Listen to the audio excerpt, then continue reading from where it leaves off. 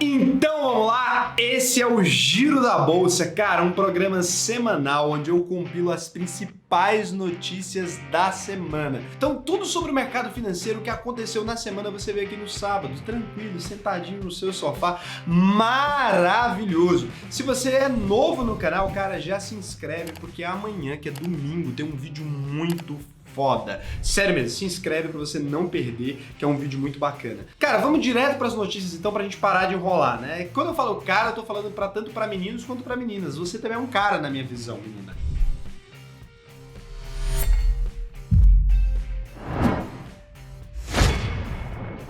Então vamos lá. O Ibovespa subiu 2,75% só nessa sexta-feira e acabou fechando aí a 80.263 pontos. O volume financeiro negociado só no dia de hoje foi de 22,929 bilhões. Cara, é assustadora a quantidade, né, que foi negociada hoje. Realmente o mercado está com uma negociação muito volátil nos últimos dias. Na semana, aí, o principal índice da B3 teve uma leve queda de 0,3%, é leve mesmo, né? Porque a gente estava um pouquinho mais alto na outra semana. Eu achei que ia fechar um pouco mais embaixo, mas como a gente percebeu, hoje no fim do mercado, não foi durante o dia, cara, foi no fim do mercado ali, veio naquela bacia das almas, veio ali a salvação e a gente fechou a 80.263 pontos. Então agora vamos para um resultado trimestral que muita gente estava esperando. O Banco do Brasil apresentou aí o resultado do primeiro trimestre de 2020. O Banco do Brasil que caiu bastante nessa crise e que muita gente enxergou como oportunidade, né? O Banco do Brasil, BBAS3, né, divulgou o resultado do primeiro trimestre de 2020.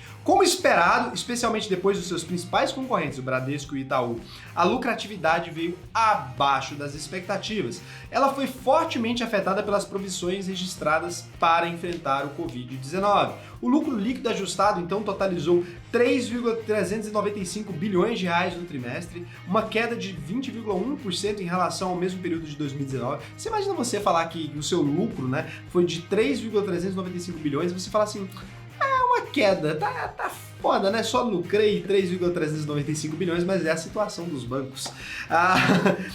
Uma queda de 20% é relevante, né? Com a queda no lucro, o retorno sobre o patrimônio líquido, né, o ROI, foi de 12,5% no trimestre. O Banco do Brasil ele já tinha um dos piores ROIs do setor. Então agora terminou de piorar. E um movimento similar ao observado com o Itaú. A queda nos lucros já era esperada em função das provisões adicionais. Então, como eles se prepararam um pouco mais, já era esperado que existisse uma queda nos lucros. Não foi surpresa para ninguém. Com isso, a atenção deve se voltar às demais linhas do balanço, né? E a nossa expectativa é então que as ações do Banco do Brasil sejam afetadas aí positivamente no curto prazo, né? A gente espera boas notícias com relação à valorização do Banco do Brasil. Então já era um movimento esperado ali do mercado, apesar das ações terem caído bastante, muita gente considerou que o Banco do Brasil era uma excelente oportunidade, né? Porque ele tem ali os balanços de empresa sólida e tudo mais, uma das empresas mais antigas do Brasil, fundada ali ainda pelo imperador do Brasil. Então foi realmente um número ruim, do ponto de vista de lucro, mas a segurança que essa marca transmite, né, Banco do Brasil, acaba também impactando muito aí na hora que os investidores começam a correr de empresas menos seguras e irem para que eles consideram mais seguras. O lucro da Ambev teve uma redução de 55%. Cara, eu já falei os motivos pelos quais eu não invisto na Ambev, então se você quiser clicar no card aqui em cima e dar uma olhada, eu tenho um vídeo só sobre a Ambev. Mas a Ambev divulgou nessa quinta-feira, antes da abertura do mercado, né, então eles não quiseram esperar o mercado estar aberto ali. Acho que para dar um tempo para as pessoas refletirem se é isso mesmo que você quer vender as ações, talvez você não deveria. Então a Ambev divulgou os seus resultados referentes ao primeiro trimestre desse ano. Os números vieram fracos, em especial o seu lucro líquido, né, cuja queda chegou a 56% na comparação anual, foi uma queda muito expressiva. O volume total de bebidas vendido no período foi de 39,01 milhões de hectolitros, expressando uma redução de 5,5% no comparativo anual, então eles venderam 5,5% a menos. A sua receita líquida foi de 12,6 bilhões de reais, praticamente estável com relação ao primeiro trimestre de 2019 aí. Na avaliação da Levante, então, o resultado da Ambev foi bastante fraco e até mesmo abaixo das expectativas, tá? Com isso, eles esperavam aí um resultado negativo das ações no curto prazo. Uma coisa que muita gente estava perguntando, né? Até quando que a Selic pode cair, né? O comunicado do Comitê de Política Monetária, né, o Copom, divulgado na noite de quarta-feira, nessa quarta-feira, dia 6, trouxe duas surpresas e uma indagação. As duas surpresas foram um corte de 0,75 pontos percentuais na taxa de juros, né, referencial Selic, que caiu para 3% ao ano. E a sinalização de que um corte semelhante pode ocorrer em junho, ou seja, acabou de cortar já prometendo que vai cortar mais. A gente está em maio e já falou que vai cortar mais em junho. Então, se isso se confirmar, os juros podem cair para até 2,25% ao ano, algo inédito e até pouco tempo atrás inimaginável. De fato, é inimaginável você cogitar uma hipótese de que a taxa Selic poderia chegar nesse nível. A indagação aí que a Levante fez é quais são os limites da política monetária estimulativa, para usar a linguagem dos comunicados, o famoso copomês aí, né? Então é o seguinte, qual que é o limite? Até que ponto, né, que o Paulo Guedes e o Copom aí acham que dá para cortar a Selic para poder acelerar a economia?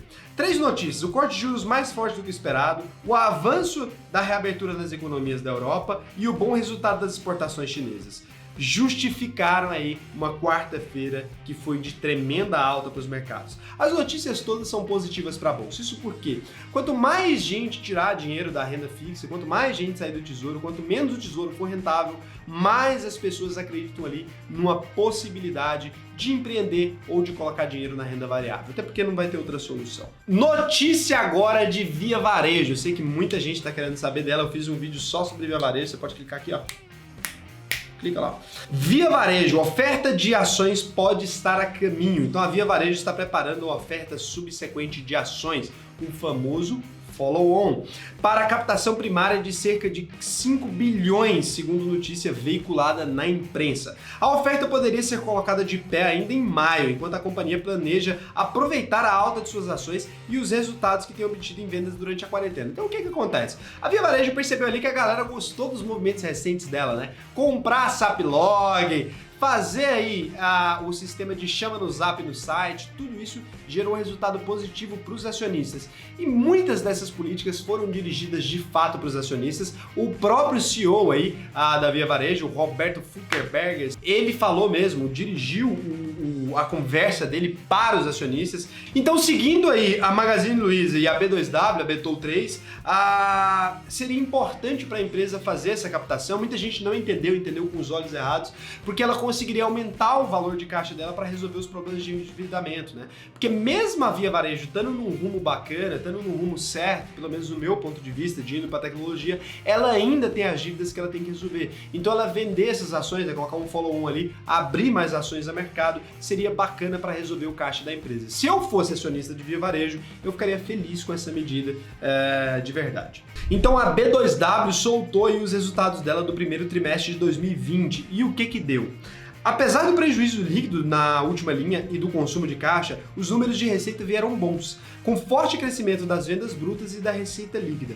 As vendas brutas, né, o GMV, que engloba as vendas de mercadorias próprias e do seu marketplace, foram de 4,58 bilhões, um aumento de 27,3% na comparação com o mesmo período do mesmo trimestre de 2019. Com isso, a receita líquida cresceu 32,3% e fechou com um total de 1,7 bilhão. O EBITDA ajustado foi de 127 milhões, ou seja, 53,3% a mais que o registrado no mesmo período do ano passado. O resultado da B2W foi bom e a gente espera aí, então, um impacto positivo do preço das ações da Betou3 no curto prazo. É BTOW3, mas é impossível não ler como Betou. Cara, agora uma coisa que vocês me pediram bastante e eu conversei com os caras da Levante, eles prepararam um puta relatório, cara, que loucura. Tá um puta relatório de 2 recomendações para você lucrar investindo na América.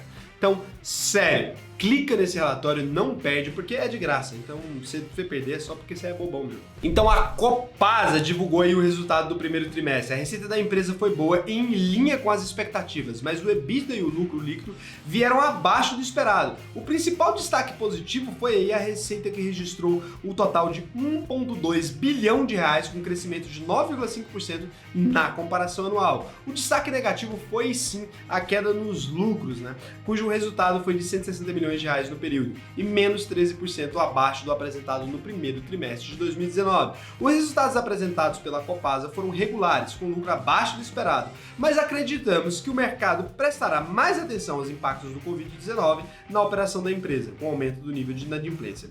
Espera-se, portanto, um resultado negativo das ações no curto prazo. E poderia ser diferente?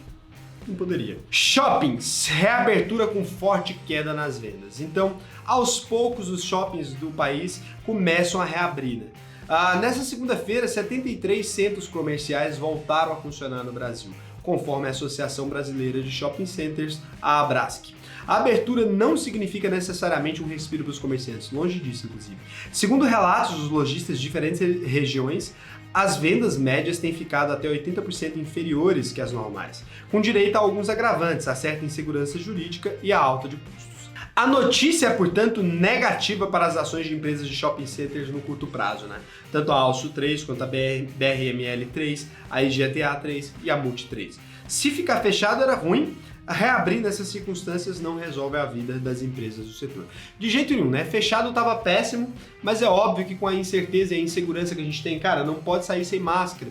E nem pode sair, na verdade. A gente não conseguiu uma solução para o coronavírus. Era óbvio que isso não ia funcionar. Só reabrir não adianta nada, é o que ninguém entendeu. Ninguém vai sair de casa correndo risco de vida só porque reabriu os shoppings. Então, infelizmente, a notícia é ruim para a Bolsa e ruim também para o sistema sanitário do país. Então o Trump voltou a atacar a China e elevou novamente a tensão nos mercados.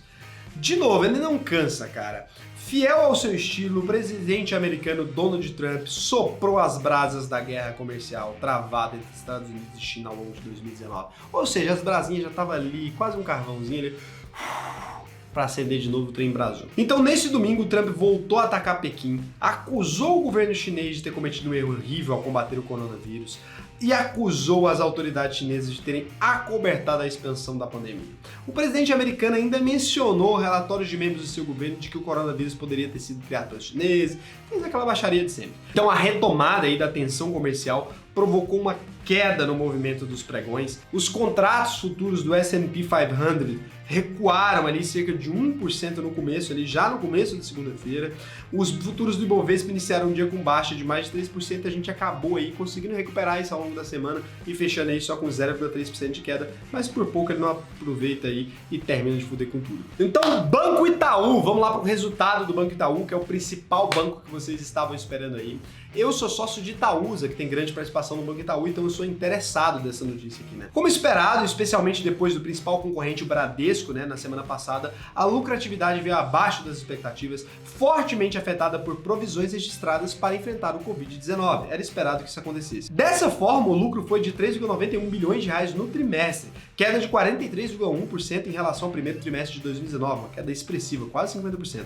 Com a queda no lucro, o retorno sobre o patrimônio líquido, ou seja, o ROI, veio de 12,8% no trimestre, uma queda de 10,8 pontos percentuais na comparação anual e o menor dos últimos 20 anos na história do Banco Itaú. Diante do novo cenário, as provisões de Itaú para possíveis calotes, créditos de liquidação duvidosa, né, atingiram 4,5 bilhões. O lucro líquido do Itaú foi severamente afetado pelo aumento das provisões. Mas o que deixou o banco extremamente bem preparado. Se você olhar, esses números deixaram o banco muito bem preparado e por isso as ações do Itaú não caíram fortemente, né? As ações do Itaú acabaram até subindo. Então a questão é a seguinte, cara, enquanto eu tô fazendo isso aqui, o giro da bolsa, eu tô ali, ó, no Instagram com uma galera super legal, eles estão me vendo gravar. Se você quiser receber um conteúdo todo foda, cara, vai lá, @o_raulsena, lá eu respondo pergunta, faça a gravação do giro da bolsa ao vivo. Então você não precisa esperar até sábado para ver, você pode ver na sexta-feira ainda. Então vamos voltar aqui para as notícias, é @o_raulsena. A Telefônica Brasil, a vulgo Vivo para os bons conhecedores, e a TIM soltaram aí os resultados do primeiro trimestre de 2019. Então os números vieram levemente abaixo das expectativas, com pequena vantagem para a TIM, né, que apresentou aí um desempenho um pouco melhor, com destaque para a margem EBITDA. O principal destaque positivo da Vivo foi o incremento na margem EBITDA recorrente, que alcançou 40,9%, ou seja, 1,2% a mais do que no trimestre anterior.